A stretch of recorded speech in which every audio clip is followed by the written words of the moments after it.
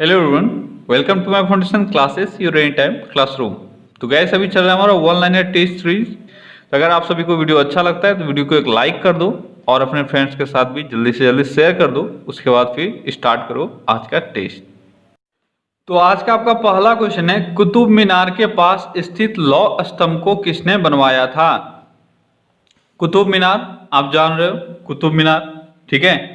कहाँ है कुतुब मीनार ये आपको कमेंट में बताना है। तो कुतुब मीनार के पास एक लौह स्तंभ है, लोहे का स्तंभ है, आपको वही बताना है उस लोहे के स्तंभ को किसने बनवाया था। कमेंट में आप सभी को क्या बताना है, कुतुब मीनार कहाँ स्थित है, तो जल्दी से बताओ। तो कुतुब मीनार के पास लौह स्तंभ का निर्माण जो है वह चंद्रगुप्त द्वितीय ने करवाया था। किसने करवाया था? चंद्रगुप्त सेकंड ने, ठीक है। चंद्रगुप्त सेकंड ने लौह स्तंभ का निर्माण करवाया था जो कुतुब मीनार के पास है। कुतुब मीनार के पास कहाँ है? महरौली में, ठीक है। लेकिन कुतुब मीनार कहाँ है ये आपको कमेंट में बताना है। अगला क्वेश्चन, महरौली स्थित लौह स्तंभ किसने बनवाया? अच्छा, वही क्वेश्चन है महरौली। यहाँ पे सेकंड क्वेश्चन मैंने डाल के पूछ लिया है, तो अब आपका आंसर क्लियर हो गया। एक मार्क्स तो आपको फालतू का मिल गया, मुझे वापस करो वो मार्क्स, जबरदस्ती तुम लोगों को मैंने दे दिया। तो महरौली स्थित लौह स्तंभ किसने बनवाया ये आपको बताना है। तो सिंपल सा क्वेश्चन है, ठीक है। तो इसका आंसर भी हो जाएगा आपका चंद्रगुप्त द्वितीय, ठीक है। चंद्रगुप्त द्वितीय ने महरौली स्थित लौह स्तंभ बनवाया था, क्योंकि वही लौह स्तंभ है जो कुतुब मीनार के पास है। अगला क्वेश्चन, गोबर गैस संयंत्र का आविष्कार किसने करवाया था? गोबर गैस के बारे में आपने बहुत बार सुना है, अब आपको बताना है आविष्कारक कौन है इसका। सर खुजलाना बंद करो और आंसर जल्दी से करो। गोबर गैस संयंत्र का आविष्कारक कौन है? सोच रहे हो कभी पढ़े हो या नहीं पढ़े हो?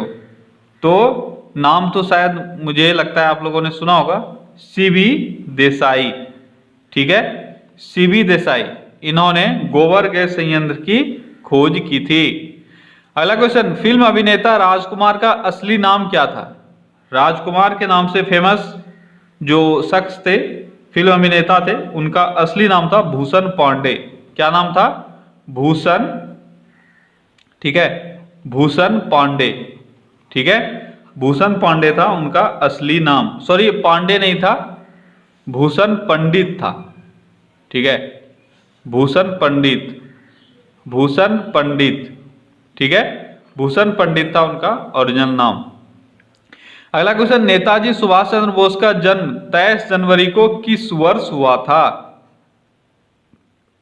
नेताजी सुभाष चंद्र बोस का जन्म 23 जनवरी को हुआ था, ये यहां से आपका क्लियर हो गया। अब आपको बताना है वर्ष, वर्ष कौन सा था वो। तो वर्ष था 1897, ठीक है। 1897 में नेताजी सुभाष चंद्र बोस का जन्म हुआ था। अगला क्वेश्चन, नेताजी सुभाष चंद्र बोस का जन्म कहां हुआ था? यह भी एग्जाम में बहुत बार पूछा गया है, बहुत बार। नेताजी सुभाष चंद्र बोस का जन्म कहां हुआ था, जल्दी बताओ। तो ये हुआ था कटक में। कहां हुआ था? कटक में, कटक उड़ीसा में। अगला क्वेश्चन, ग्रहों के गति का नियम का प्रतिपादन किसने किया था? आसान सा क्वेश्चन है, ग्रहों के गति का नियम, बहुत ही आसान सा क्वेश्चन है, जल्दी आंसर करो। तो ये किया गया था केपलर के द्वारा। किसके द्वारा? केपलर के द्वारा ग्रहों के गति का नियम का प्रतिपादन हुआ था। अगला क्वेश्चन, गोरा उपन्यास के लेखक कौन है? गोरा उपन्यास के लेखक कौन है? तो गोरा उपन्यास के लेखक हैं रविंद्रनाथ टैगोर, ठीक है। रविंद्रनाथ टैगोर ने गोरा उपन्यास लिखा था। अगला क्वेश्चन, विश्व में मुस्लिमों का सबसे बड़ा देश कौन सा है? देखो ये सारे क्वेश्चंस कॉमन क्वेश्चन है, ऐसा कोई नहीं है जो आपको नहीं आता होगा। नहीं आता होगा तो इसका मतलब आपका तैयारी वीक है। तो विश्व का सबसे बड़ा मुस्लिम देश है इंडोनेशिया। कौन सा है? इंडोनेशिया। अगला क्वेश्चन, बंगाल में फोर्ट विलियम का प्रथम अध्यक्ष कौन था? फोर्ट विलियम, ठीक है, कहाँ है? ये बंगाल में है। तो फोर्ट विलियम का प्रथम अध्यक्ष कौन था, यह आपको बताना है। बंगाल में स्थित फोर्ट विलियम का प्रथम अध्यक्ष कौन था, जल्दी बताओ। फोर्ट विलियम का प्रथम अध्यक्ष कौन था, ये था चार्ल्स आयर। कौन था, चार्ल्स आयर। ठीक है, चार्ल्स आयर ये हुए थे फोर्ट विलियम के प्रथम अध्यक्ष। अगला क्वेश्चन, भारत में सत्याग्रह का प्रथम प्रयोग कब हुआ। तो भारत में सत्याग्रह का प्रथम प्रयोग 1917 में हुआ था। कहाँ हुआ था, यह भी आपको अगले क्वेश्चन में बताना है। भारत में सत्याग्रह का प्रथम प्रयोग कहाँ हुआ था, यह हुआ था चंपारण में। कहाँ हुआ था, चंपारण बिहार में। भारत में गांधी जी ने सत्याग्रह का प्रथम प्रयोग किया था। अगला क्वेश्चन, राष्ट्रीय प्रौद्योगिकी दिवस के रूप में किस तिथि को मनाया जाता है। प्रौद्योगिकी दिवस के रूप में पूछा जा रहा है। आप यहाँ पे विज्ञान दिवस मत समझ लेना इसको, राष्ट्रीय प्रौद्योगिकी दिवस है। तो ये मनाया जाता है 11 मई को। कब मनाया जाता है, 11 मई को हर वर्ष प्रौद्योगिकी दिवस मनाया जाता है। अगला क्वेश्चन, अलीनगर की संधि किसने अंग्रेज के साथ की थी। अलीनगर की संधि, अलीनगर की संधि सिराजुद्दौला ने अंग्रेज के साथ की थी। किसने, सिराजुद्दौला ने। ठीक है, सिराजुद्दौला ने अंग्रेज के साथ अलीनगर की संधि की थी। अगला question, tennis player Roger Federer कहाँ के हैं। रोजर फेडरर टेनिस खिलाड़ी हैं, आप सभी जानते हो, लेकिन किस देश के हैं। तो रोजर फेडरर है स्विट्जरलैंड के। किस देश के हैं, स्विट्जरलैंड के। ठीक है, स्विट्जरलैंड के हैं रोजर फेडरर। अगला क्वेश्चन, सलाल परियोजना किस नदी पर है। सलाल परियोजना किस नदी पर है। तो सलाल परियोजना है चिनाब नदी पर। किस नदी पर है, चिनाब नदी पर है सलाल परियोजना। अगला क्वेश्चन, देवदास उपन्यास के लेखक कौन हैं। देवदास उपन्यास के लेखक कौन हैं। तो देवदास उपन्यास के लेखक हैं शरत चंद्र चटर्जी, या चट्टोपाध्याय भी कहीं कहीं आपको मिलेगा, शरत चंद्र चटर्जी।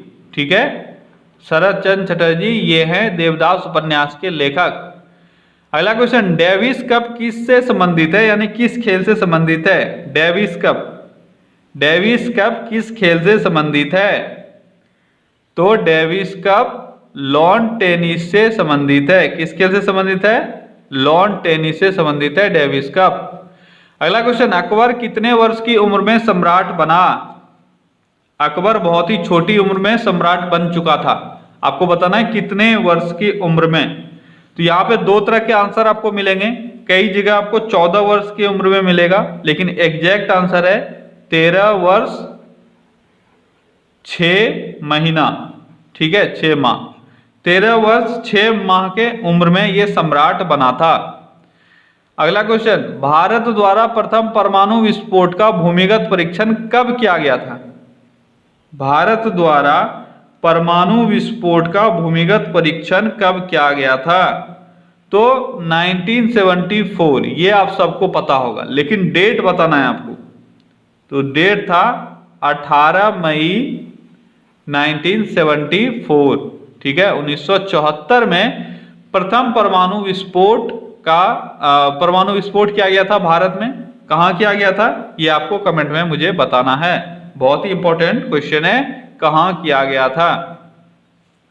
अगला क्वेश्चन, दुर्गापुर संयंत्र इस्पात संयंत्र किसके सहयोग से बनाया गया था। दुर्गापुर इस्पात संयंत्र किसके सहयोग से बनाया गया था, ये आपको आंसर करना है अभी। तो ये था ब्रिटेन। ठीक है, ब्रिटेन के सहयोग से दुर्गापुर इस्पात संयंत्र बनाया गया था। अगला क्वेश्चन, गीता सेठी का संबंध किस खेल से है। गीता सेठी का संबंध किस खेल से है। गीता सेठी, तो गीता सेठी का संबंध विलियर्ड्स से है। किससे है, विलियर्ड्स से है गीता शेट्टी का संबंध। ठीक है, अगला question, who lives if India dies किनके कथन हैं? Who lives if India dies, ये किसने कहा था? देखो कथन, जितना भी कथन आज आया है वो सारे इंपॉर्टेंट है, इसके अलावा भी और भी बहुत सारे कथन हैं, लेकिन कुछ कुछ मैंने लेने का कोशिश किया है। आई होप कि आप सबों को ये आ रहा है, क्योंकि बहुत बार पुराने एग्जाम में ये पूछा जा चुका है। Who lives if India dies किसके कथन है? Who lives if India dies, तो ये जवाहरलाल नेहरू के कथन हैं। ठीक है, देखो आज का जो आपका टारगेट है, ठीक है, वो मैं 35 ही रख रहा हूं। अभी सारे टेस्ट में मेरी कोशिश ये रहेगी कि आपको 35 से 45 के बीच में आए। ठीक है, 35 से 45 के बीच में आ रहे हैं तो आपके स्कोर ठीक ठाक हैं। ठीक है, और आज इसके बाद बहुत सारे कथन आए हुए हैं, तो आप वहां से इसको समझने का कोशिश करना। अगर आपको नहीं आता है तो इतना जितना मैं बता रहा हूं ये सारे इंपॉर्टेंट है, आपको याद रहना ही चाहिए। अगर आपको याद है तो आपको अच्छा खासा आज स्कोर आ जाएगा। तो क्या था question? Who lives if India dies, Jawaharlal Nehru है। अगला क्वेश्चन, वेदों की ओर लौटो, वेदों की ओर लौटो, ये किसने कहा? वेदों की ओर लौटो, तो ये कहा था दयानंद सरस्वती ने। ठीक है, सरस्वती ने, दयानंद सरस्वती ने ये कहा कि वेदों की ओर लौटो। अगला क्वेश्चन, जय हिंद का नारा किसने दिया था? जय हिंद का नारा किसने दिया? जय हिंद, जल्दी बताओ, जय हिंद का नारा किसने दिया था? तो जय हिंद का नारा सुभाष चंद्र बोस ने दिया था। जय हिंद का नारा और दिल्ली चलो, एक और नारा है दिल्ली चलो, तो ये भी सुभाष चंद्र बोस ने ही दिया था। अगला क्वेश्चन, विजय विश्व तिरंगा प्यारा किसकी रचना है? विजय विश्व तिरंगा प्यारा, ये किसकी रचना है? ये हमारा झंडा गीत भी है। अगर आपसे पूछा जाए कभी झंडा गीत हमारा क्या है, तो हमारा झंडा गीत है विजय विश्व तिरंगा प्यारा। और इसके रचयिता कौन है? इसके रचयिता हैं श्यामलाल गुप्ता। ठीक है, श्यामलाल गुप्त, श्यामलाल गुप्त ये हैं विजय विश्व तिरंगा प्यारा के रचयिता। अगला क्वेश्चन, सरफरोशी की तमन्ना अब हमारे दिल में है, यह किसने कहा? सरफरोशी की तमन्ना अब हमारे बिल में है, तो ये दिल के जगह आप बिल कर दो, आपका आंसर आ जाएगा। तो राम प्रसाद बिस्मिल, किसने कहा था? ये कहा था राम प्रसाद बिस्मिल ने। ठीक है, राम प्रसाद बिस्मिल ने कहा सरफरोशी की तमन्ना अब हमारे बिल में है। अगला क्वेश्चन, श्रमेव जयते का नारा किसने दिया था? श्रमेव जयते, श्रमेव जयते, श्रमेव जयते का नारा दिया था इंदिरा गांधी ने। ठीक है, इंदिरा गांधी ने नारा दिया था श्रमेव जयते। अगला क्वेश्चन, किसने कहा यह एक डूबते बैंक का अग्रिम तिथित, यहां पे तिथिता नहीं होगा, तिथित, ठीक है, अग्रिम तिथित चेक है। किसने कहा यह एक डूबते बैंक का अग्रिम तिथित चेक है? अब आपको कमेंट में मुझे यह भी बताना है किसके रेस्पेक्ट में यह कहा था। यह कहा गया था गांधी जी के द्वारा। ठीक है, गांधी जी के द्वारा कहा गया था यह एक डूबते बैंक का अग्रिम तिथित चेक है। लेकिन आपको यह बताना है कि यह किस चीज के रेस्पेक्ट में गांधी जी ने कहा था। 3 क्वेश्चन आज मैंने पूछा है। मैं एक्सपेक्ट करता हूं जितने भी व्यूअर्स हो, जितने भी स्टूडेंट हो जो देख रहे हो, वो ये तीनों कमेंट में इन तीनों क्वेश्चंस का आंसर जरूर करो। ठीक है, अगला क्वेश्चन, किसने कहा मेरा अंतिम उद्देश्य प्रत्येक व्यक्ति का आंसू पोंछना है? आंसू पोंछना है, पहुंचना नहीं, पोंछना, आंसू पोंछना है। ठीक है, क्या था कोई स्टेटमेंट?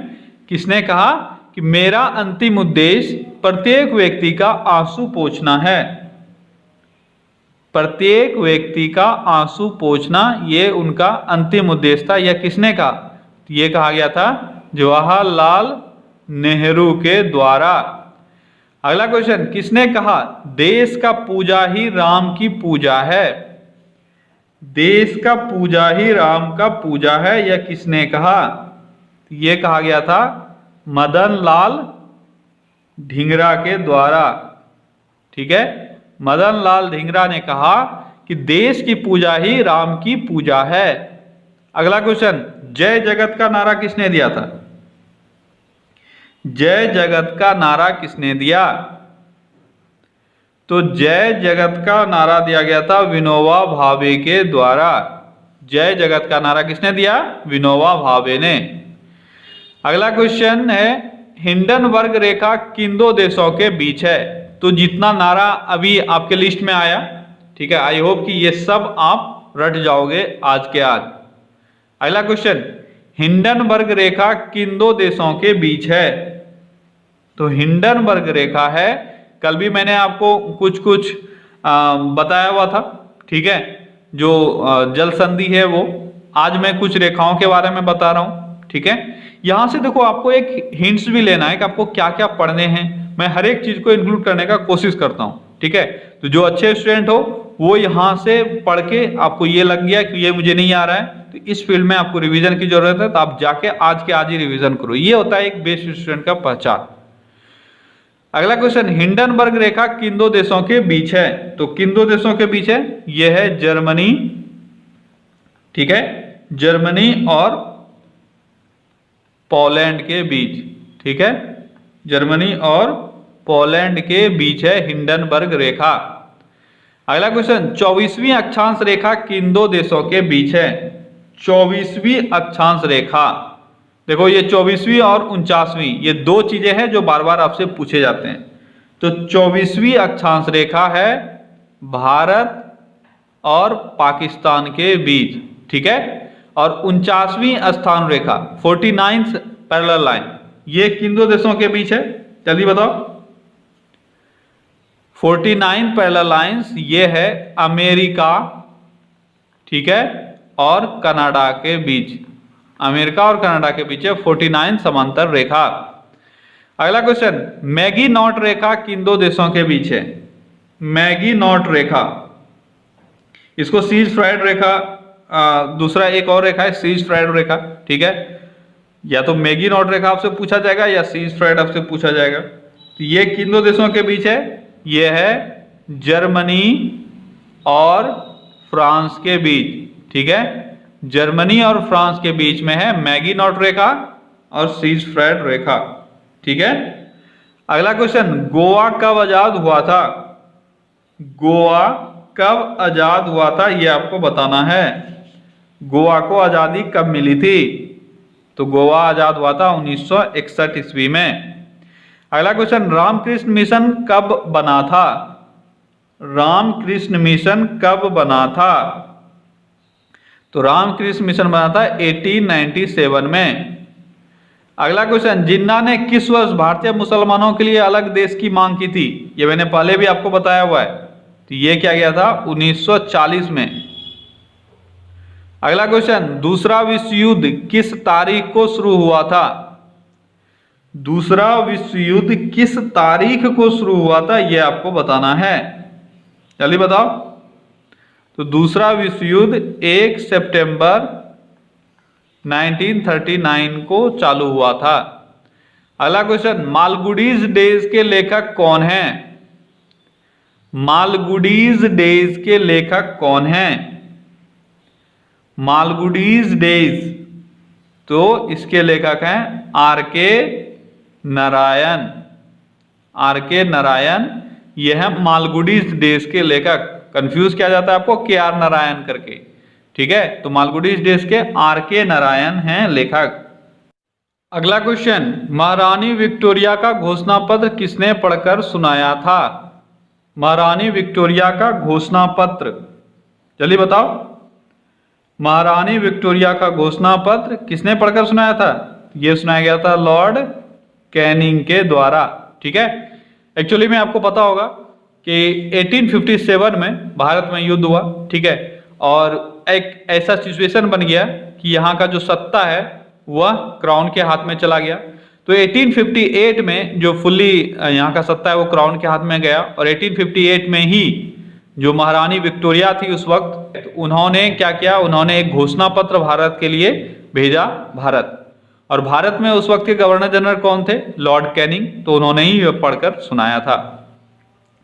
अगला क्वेश्चन, विजयवाड़ा किस नदी के किनारे स्थित है? विजयवाड़ा किस नदी के किनारे स्थित है? तो विजयवाड़ा जो है वह कृष्णा नदी के किनारे स्थित है। अगला क्वेश्चन, शिमला समझौता किन दो देशों के बीच 1972 में हुआ? शिमला समझौता 1972 में किन दो देशों के बीच हुआ था? आसान सा क्वेश्चन है, ये था इंडिया प्लस पाकिस्तान, ठीक है। अगला क्वेश्चन, मामा भांजा मंदिर कहाँ स्थित है? मामा भांजा मंदिर कहाँ स्थित है? तो ये क्वेश्चन शायद आप लोगों को नहीं आता होगा, यह है बारसूर में। बारसूर, अब बारसूर कोई बाहर का जगह नहीं है, बारसूर इंडिया में ही है, छत्तीसगढ़ में, ठीक है। कहाँ है? यह है बारसूर, छत्तीसगढ़ में, ठीक है। छत्तीसगढ़ में एक जगह है बारसूर, यहीं पे है मामा भांजा मंदिर। क्लियर है? अगला क्वेश्चन, स्पॉन्डिलिटिस नामक रोग किस अंग को प्रभावित करता है? स्पॉन्डिलिटिस एक रोग है, ठीक है, यह किस अंग को प्रभावित करता है? स्पॉन्डिलिटिस, तो स्पॉन्डिलिटिस जो है यह मेनली प्रभावित करता है स्पाइंस को, ठीक है, स्पाइंस यानी रीढ़ की हड्डी, ठीक है।